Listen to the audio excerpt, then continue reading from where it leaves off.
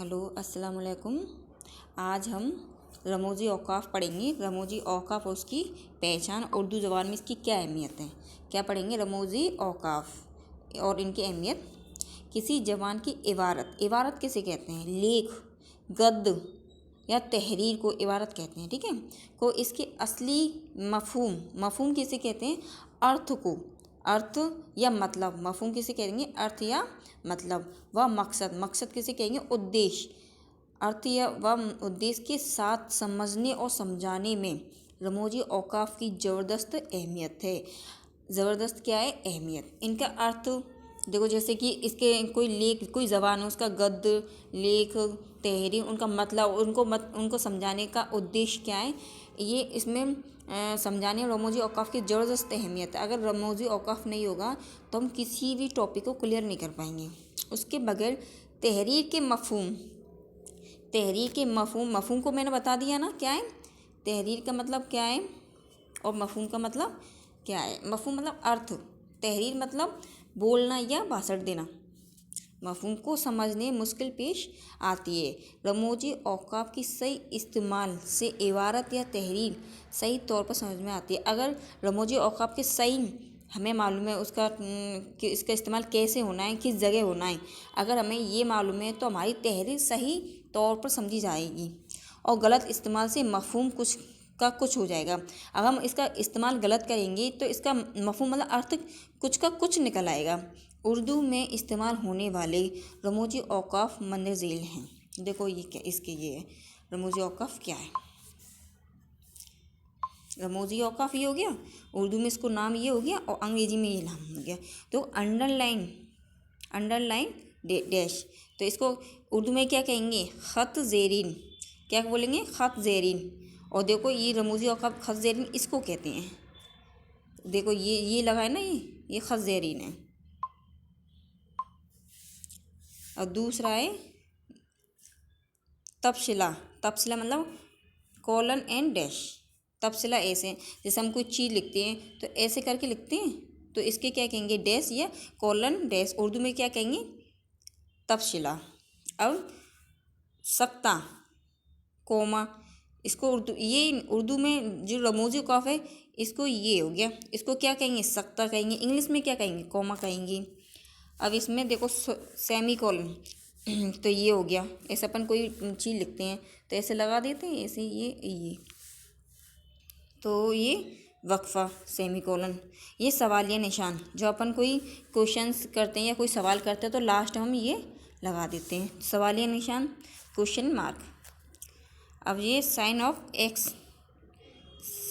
Exclamation, फ़िज़ाइया निदाइया, फ़िज़ाइया निदाइया, ये इसको full stop full stop नहीं, ये निशान ऐसा आएगा लास्ट में।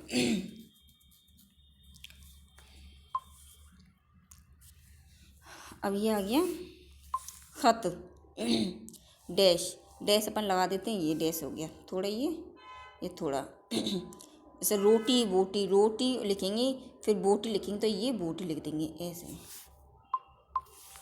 वावीन, इन्वर्टेड कॉमा, इन्वर्टेड कॉमा कोई मेन चीज़, कोई इम्पोर्टेंट चीज़ को लिखते हैं तो इन्वर्टेड कॉमा लगाते हैं हम, ऐसे लगाते हैं ना, ये वाला स्टार्टिंग में ये लगाते हैं, फिर ये पूरा हो जाता है तो ये लगाते हैं, तो ये क्या हो गया? Inverted comma. इसको उर्दू में क्या कहेंगे? वावीन। अब देखो कौशीन, ब्रैकेट्स, ये अलग, ये 3 ब्रैकेट्स हैं, इनको क्या कहेंगे उर्दू में? कौशीन। ये राब्ता, कॉलन, ये हो गया राब्ता। फुल स्टॉप, ख़त्मा, मतलब कोई चीज़ लिखने के बाद ये निशान लगा देते हैं तो क्या हो गया? फुल स्टॉप, ख़त्मा हो गया। रमूज़ी औक़ाफ़ के इस्तेमाल के तरीके और करते हैं, देखो कैसे पढ़ेंगे। ख़ती ज़ेरीन, ख़ती ज़ेरीन, तो ये ऐसे लगाया जाता है, ठीक है। जुमले में किसी ख़ास चीज़ या ख़ास बातों का खुलासा करने के लिए ख़त ज़ेर इस्तेमाल होता है। जैसे बाग में लाल और सफ़ेद फूल खिले हैं, तो इसमें क्या है? ख़ास चीज़ है ना, बाग में लाल और सफ़ेद फूल ख़ास हैं, खिले हैं, तो ये आगे लास्ट में, ठीक है, ये वाला निशान। अब तफ़सीला, तफ़सीला क्या है? किसी ख़ास चीज़ की तारीफ़ या किसी की खुसूसियत बयान करने से पहले तफ़सीला लगाया जाता है।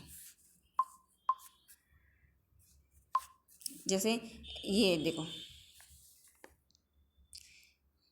अली मीम लिखा है इसमें, ये लग गया ये तफसीला, ये निशान किसी चीज़ के नाम को इसमें कहते हैं। जैसे हम कुछ लिख रहे हैं तो हम तफसीला कर देते हैं, जैसे ये अपन खुद ही बनाते हैं ना ये।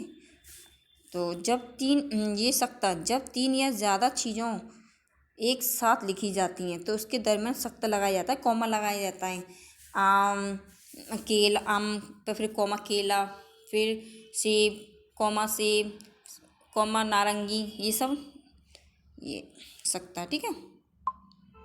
जैसे देखो गुल, चमेली, नरगिश, कागज, कलम व दवात, ये देखो ये लगाए सब।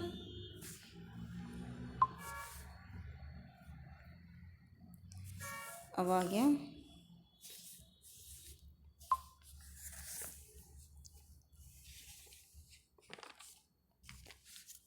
वक्फा।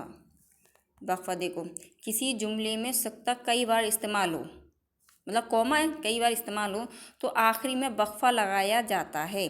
जैसे काला फिर कॉमा, सफ़ेद फिर कॉमा, हरा फिर कॉमा, इसके बाद लास्ट में रंग का कागज ये लगाया जाता है, ये लगाया जाता है।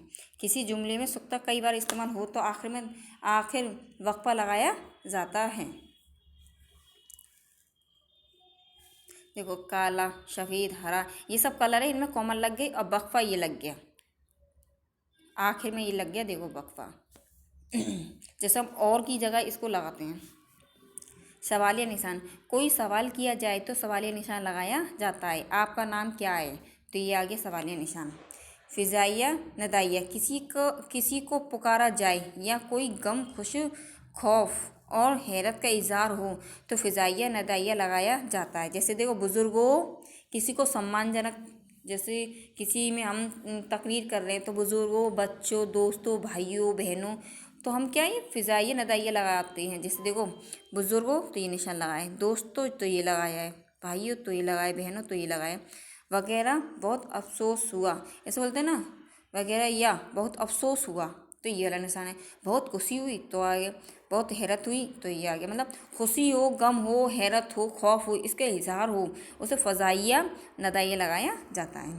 ख़त, किसी खास चीज़ का खुलासा करने के लिए कई लफ्ज़ों का इस्तेमाल हो तो उनको दरमियान ख़त लगाया जाता है। जैसे देखो दर्जी के यहाँ, ये लग गया, पतलून, शर्ट, कोट, शेरवानी सी जाती है। बाबिन, इन्वर्टेड कॉमा, ये किसी की बात को दोहराई जाए तो वो बाबिन लिखा जाता है। जैसे मिसाल के तौर पर सर सैयद अहमद खान ने कहा था, सर सैयद अहमद खान ने कहा था कि हिंदू और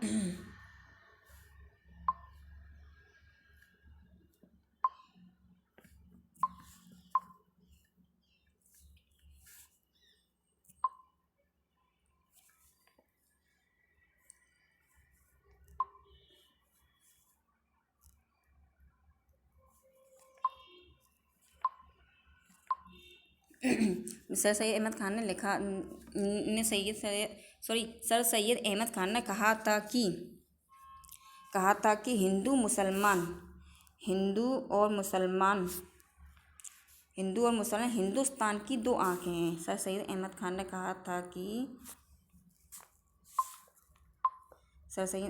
ने कहा था कि हिंदू और मुसलमान हिंदुस्तान की दो आँखें हैं।